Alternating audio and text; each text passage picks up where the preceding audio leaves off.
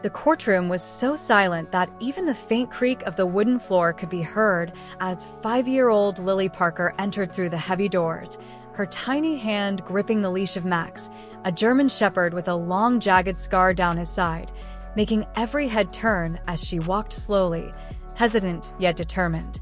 Judge William Harris, a man seasoned by decades on the bench, leaned forward, his sharp eyes locked on her, aware that the weight of this case rested entirely on her small shoulders, for Lily was the only witness to an attempted abduction. At the defense table sat the accused, Daniel Cole, calm and smug.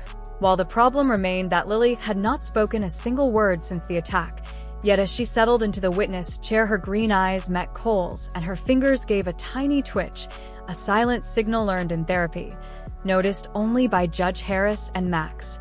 The dog stiffened, his ears pricked forward, a low growl vibrating from his chest, not just the sound of a therapy animal sensing distress, but of recognition, and the air in the courtroom shifted just as Judge Harris's gavel struck, and he ordered a recess. Outside, Lily knelt by Max, clutching his fur as if it were the only safe thing in the world, while FBI agent Jack Monroe leaned toward the judge and whispered that the dog knew Cole and he would bet his badge on it.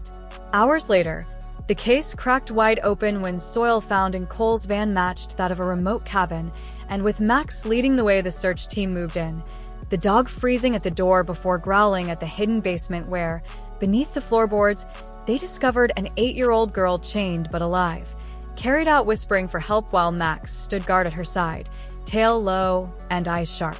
Back in court, the evidence struck like a hammer. DNA on the chains, tire tracks, and now a living witness, and Cole's smirk vanished as Max once again locked eyes with him, growling until the man's hands shook, and in a trembling voice he declared he wanted to change his plea, leaving the room gasping as he was sentenced to life with no parole. Weeks later, in the quiet of her living room, Lily finally found her voice as she held Max's scarred face in her tiny hands and whispered, "Thank you," bringing her parents to tears while Max wagged his tail and stayed loyally by her side. Some bonds can never be broken, and sometimes the bravest soul in the room walks on 4 legs, reminding us that love knows no species, that courage takes many forms, and that even in silence justice can roar.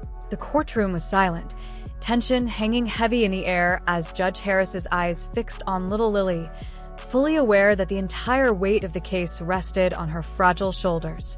She was the only witness to the attempted abduction, yet the accused, Daniel Cole, sat at the defense table with a smug calmness that unsettled everyone. Since the attack, Lily hadn't spoken a single word, but as she climbed into the witness chair, something shifted. Her green eyes locked on Cole, and her small fingers twitched, a silent signal she had learned in therapy. Only Judge Harris and Max, her loyal German Shepherd, noticed. The moment pierced through the quiet, touching hearts everywhere, and as Max's body stiffened, his ears shot forward, releasing a deep growl that rumbled through the room, not just of distress, but of recognition.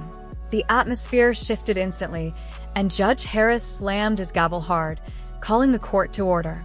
Judge Harris called a 15-minute recess, and outside the courtroom, Lily dropped to her knees beside Max, gripping his fur like it was the only safe thing she had left in the world.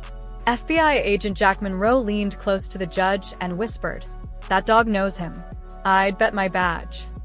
Hours later, a break in the case came when soil found in Daniel Cole's van matched a remote cabin. A search team moved in with Max leading the way. The moment they reached the door, Max froze and growled, sensing what lay inside. Beneath the floorboards, they uncovered a hidden basement where an 8-year-old girl was chained but alive. She was carried out, whispering a faint help, while Max never.